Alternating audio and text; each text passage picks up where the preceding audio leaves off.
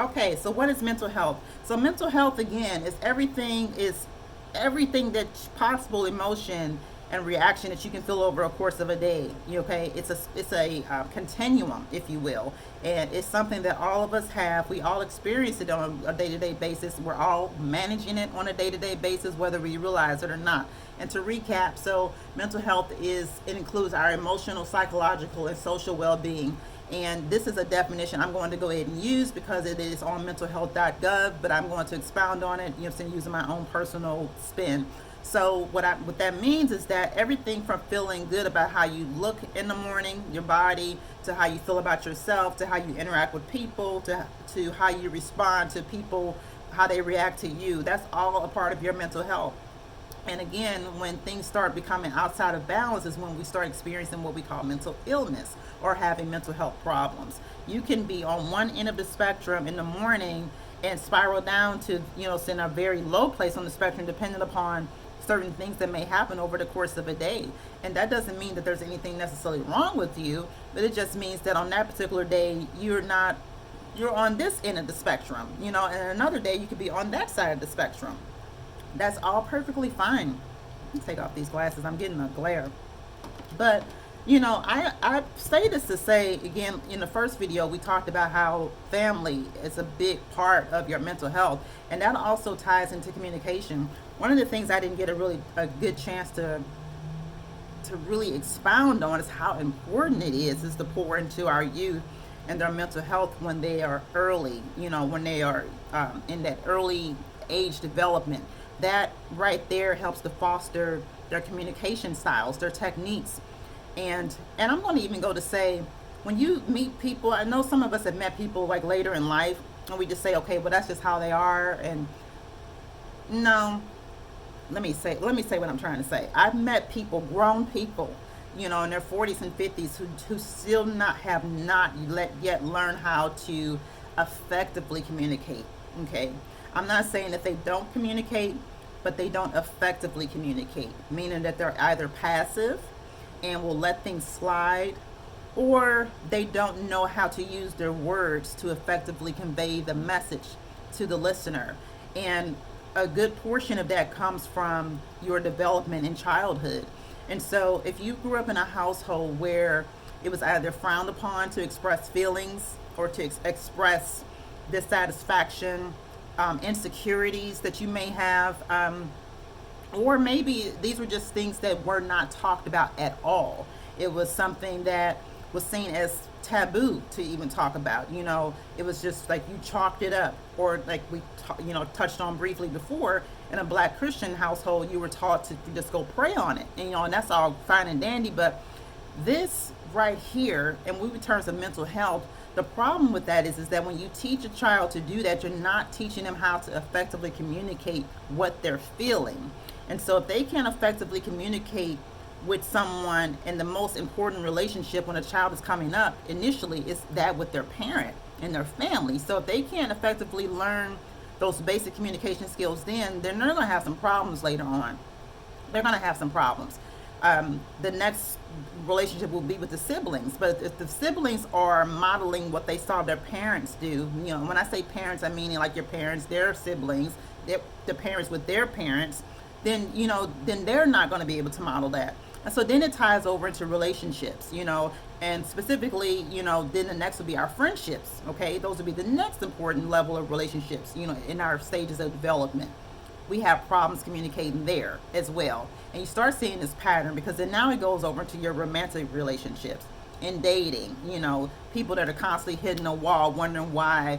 They say men are from Mars, women are from Venus. Okay, I get that to a certain degree, but a large part of it has to do with the lack of communication, not being able to effectively communicate with your mate. And then it goes over to marriages, so not being able to effectively communicate within a marriage.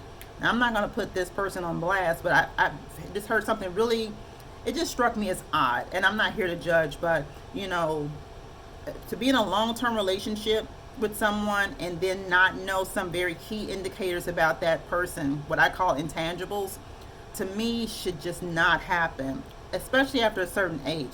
But it does happen. And so you have to you ask yourself why, and without telling this person's business, just something hugely important went on for over a period of 5 years. And almost immediately when that thing was found out, it dissolved, it made their entire situation become like null and void, you know. And honestly, it could have been something that could have been nipped in the bud had it been communicated very early on. But this person, and I'm just going to go out on a limb and say, had a kind of a, I would say, elusive, you know, form, a way of communicating, because he allowed it to go ignored, you know, and the person that he was with hid it.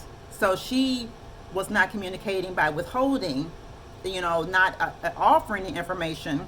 And when he saw what it was that she was withholding, it was something that was a no-go for him. It was a absolute deal breaker.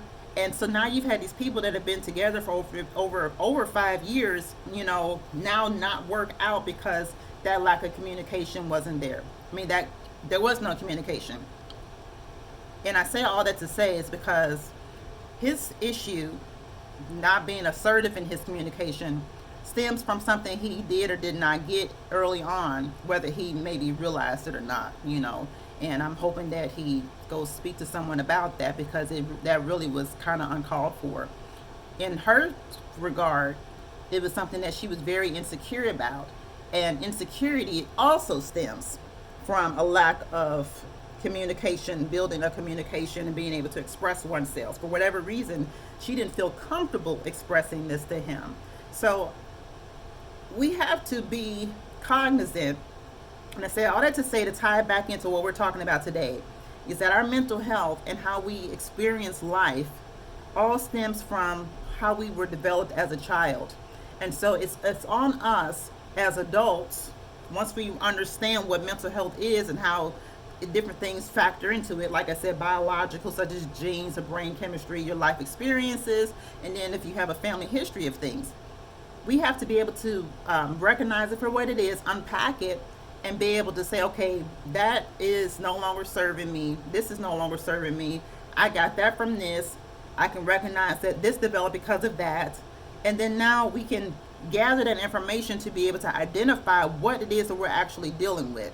And that kind of takes me into the next segue of things that we're going to talk about in terms of mental well-being, mental fitness, tools and resources that we can use. But for those who are watching today, in terms of what mental health is, you can look at mentalhealth.gov for like generic definitions, basic myths and facts about what we're discussing today in terms of the scientific explanation. A lot of what I want to focus on are the myths and the things that we can do in order to move past some of these unhealthy patterns we have gathered. I call, like Erykah Badu's song "Bag Lady." You carry this bag, you've been carrying that bag, you picked up this over here. And I love when I hear people say, and I love you guys, because I've had people, close friends might even recently say, well, I'm just setting my ways. No, setting your ways is actually an excuse to hold on to things that no longer serve you.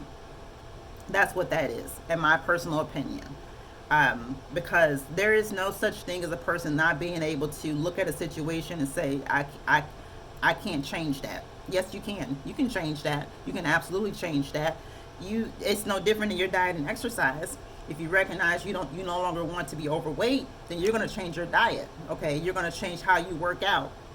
Case in point, if you notice that your relationships or a relationship had a very drastic turn and there was something in it that you were not satisfied with, you can't then come back and say, well, I'm just setting my ways and that's what it's going to be, and so whatever. No, that I'm telling you, that no longer serves you to have that particular mindset, because especially if you're saying it in lieu of the fact of recognizing things that no longer serve you.